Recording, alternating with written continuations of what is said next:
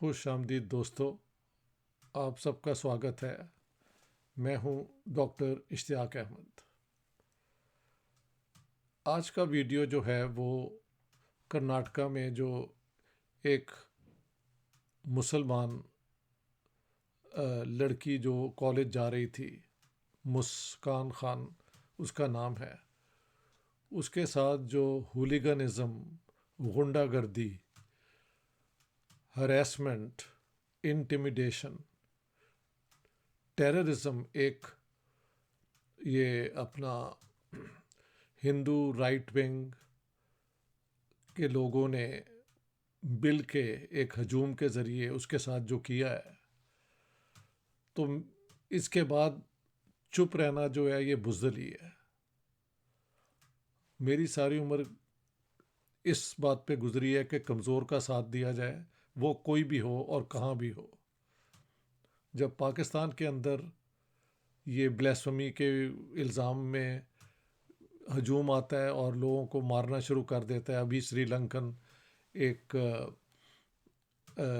सियालकोट में जो इंजीनियर था उसको एक हजूम ने बेदर्दी से कत्ल कर दिया था। इसी तरह अब इंडिया के अंदर ये इस किस्म का फैशिस्ट जो मॉब है वो टारगेट कर रहे हैं मुसलमान लड़कियों को। मैंने बीबीसी पे मुस्कान खान का बयान भी सुना और मुझे वो एक बड़ी मुनासिब लड़की लगी, जिसने कहा कि मेरी सिर्फ ख्वाहिश है कि मुझे एजुकेशन मिले और मैं इसी कपड़े में हमेशा आती हूँ। और उसने ये भी कहा कि जब ये गुंडे आए तो हमारे जो प्रिंसिपल साहब हैं उन्होंने मेरी मदद की और अंदर भी टीचर जो हैं वो भी उसका उन्होंने साथ दिया। उसने ये भी कहा कि जिन लोगों ने इसमें हिस्सा लिया उसमें से कॉलेज के बहुत कम स्टूडेंट थे, ज़्यादातर ये बाहर से आए हुए गुंडे थे। तो मेरे ख्याल से this is a clear cut case of mobocracy, यानी मॉब जो होता है वो कलेक्टिव पागलपने का एक कंसंट्रेशन होता है। उसमें जुनून, उसमें नफ़रत, उसमें बर्बरियत भरी होती है। और ये सारे लोग एक अकेली लड़की के साथ जो कर रहे हैं ये बुज़दिली है भाई। यानी मुझे याद आ रहा है जो क्रिस्टल नाइट म्यूनिख में यहूदियों की दुकानों पे अटैक किया था नाटसीस ने, वहाँ पे इत्तफाकन एक बंगाली इंडियन वो स्टैंडिंग देयर। तो यहूदियों को मारते मारते उन्होंने उसको मारना शुरू कर दिया और बुरी तरह मारा। उसने शोर मचाया, no no no, I am an Aryan, I am a Brahmin. लेकिन वो क्योंकि ब्राउन स्किन था तो ये जो मॉब था उसको क्या पता ये कौन होगा, उन्होंने यही समझा ये भी कोई यहूदी है और उस बेचारे को भी मार मार के वहाँ गिरा दिया। इस किस्म के इंसिडेंट इस सब कॉन्टिनेंट में अब खासे होने शुरू हो गए हैं। जब पाकिस्तान में होते हैं तो मेरी आवाज़ और बाकी कई लोग हैं हमारे पाकिस्तान में, सैयद मुजम्मिल एक नौजवान हैं, उनका ज़िक्र होना चाहिए, शकील चौधरी साहब हैं और कई लोग हैं जो आवाज़ उठाते हैं। मैं अपने आप को पूरे सब कॉन्टिनेंट का सिटीज़न, बल्कि मैं तो अपने आप को वर्ल्ड सिटीज़न समझता हूँ।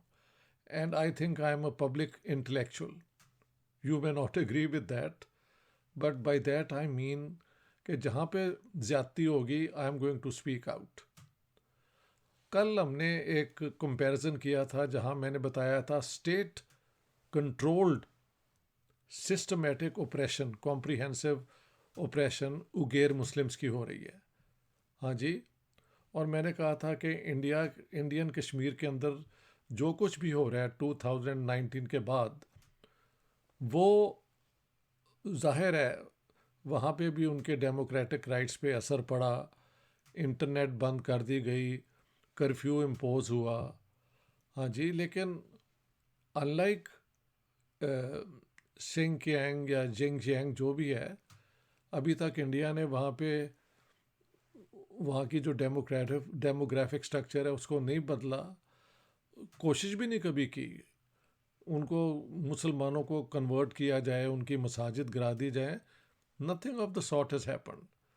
तो कल मैं तारीफ़ कर रहा था कंपैरिजन में, तो एकदम मेरी नज़र पड़ी थी कि वो पाकिस्तान ने इंडियन हाई कमिश्नर को बुला के तो एक प्रोटेस्ट लॉन्च किया, which I thought was unnecessary, let the Indians speak out. तो इंडिया के अंदर बहुत आवाज़ें उठ रही हैं इसके ख़िलाफ़। ये अभी भी इंडिया की ब्यूटी है कि वो एक डेमोक्रेसी है, वहाँ पे secularism is still alive despite all these Hindutva forces trying their best to undermine it, to destroy it.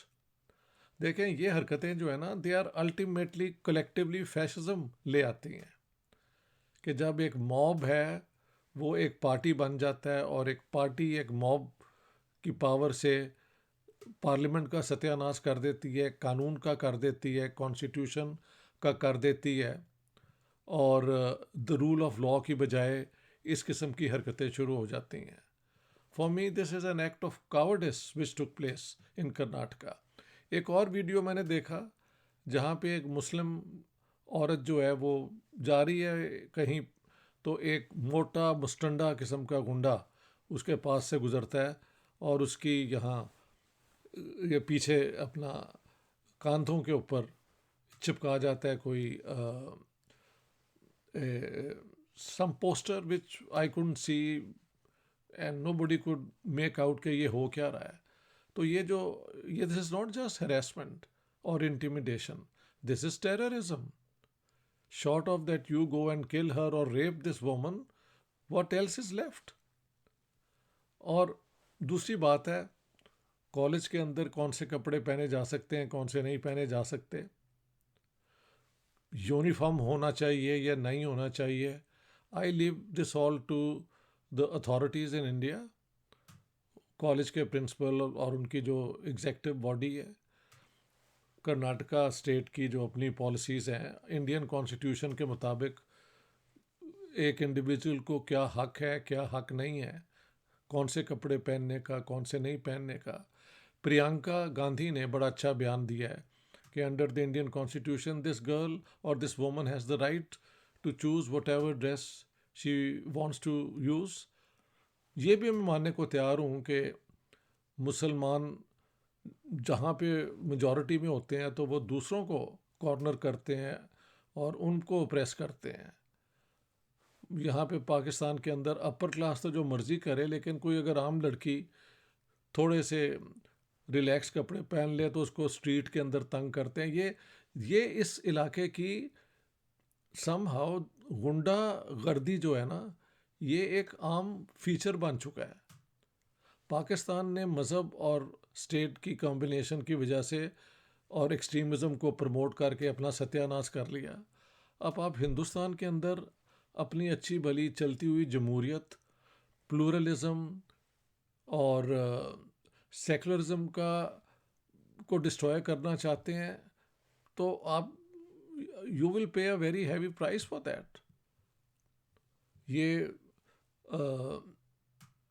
Behl Rousseau ने कहा था कि people who maintain slavery are not free themselves. तो जो लोग तशद्दुद के ज़रिए अपनी पावर बनाते हैं, वो उस तशद्दुद का यानी वायलेंस का ख़ुद भी किसी मौके पे उसका निशान बन जाते हैं। तो आज का जो वीडियो है ना, वो सिर्फ़ और सिर्फ अनरिजर्व्ड यानी विदाउट एनी क्वालिफिकेशंस मैं कंडेम करता हूँ ये जो मुस्कान खान के साथ वहाँ पे हुआ है। मैं ये भी मानता हूँ कि कॉलेज का जो ड्रेस कोड है, यूनिफॉर्म अगर रिक्वायर्ड है तो ये वहाँ की अथॉरिटीज़ डिसाइड करें। Not everything can be permitted. हाँ जी, और जो भी आपकी कॉन्स्टिट्यूशन इंडिया की कहती है उसमें कौन सी आज़ादियाँ हैं, कौन सी आज़ादियाँ नहीं हैं, उसके मुताबिक इन बातों को तय किया जाए। लेकिन ये जो गुंडे हर रोज़ किसी ना किसी को घेर लेते हैं हिंदुस्तान के अंदर, और अक्सर वो मुसलमान ही होते हैं जो जिनके पीछे ये पड़े हुए हैं। तो हम जब इंडियन डेमोक्रेसी की तारीफ़ करते हैं तो हम नेहरू और गांधी और उन लोगों की जो कंट्रीब्यूशन है उनकी बात करते हैं। उसका सत्यानाश करने वाले जो आए हुए हैं और जो ये हरकतें कर रहे हैं, for them I have no sympathy, no support and no understanding.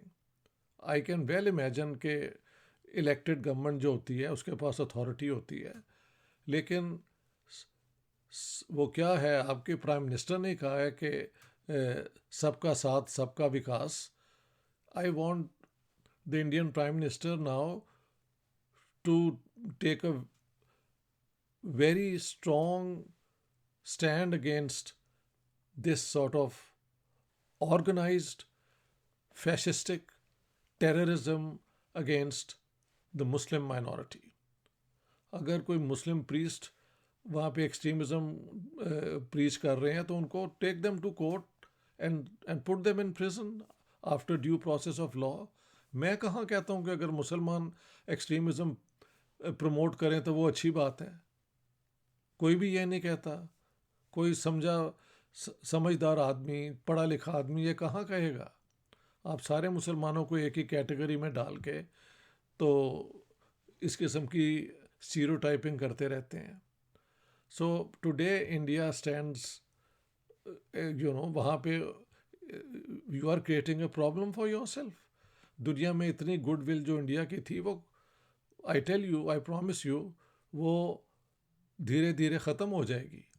अभी मैंने एक अमेरिकन एक टेलीविज़न प्रोग्राम देखा है जहाँ वो कह रहे हैं कि मुसलमान औरतों के ख़िलाफ़ इंडिया में फैशिस्ट फोर्सेस एक्टिव हैं। So people are speaking out now and this will not be good for India, not for Indian democracy. और इसका आपको ही बहुत एक हैवी प्राइस देना पड़ेगा।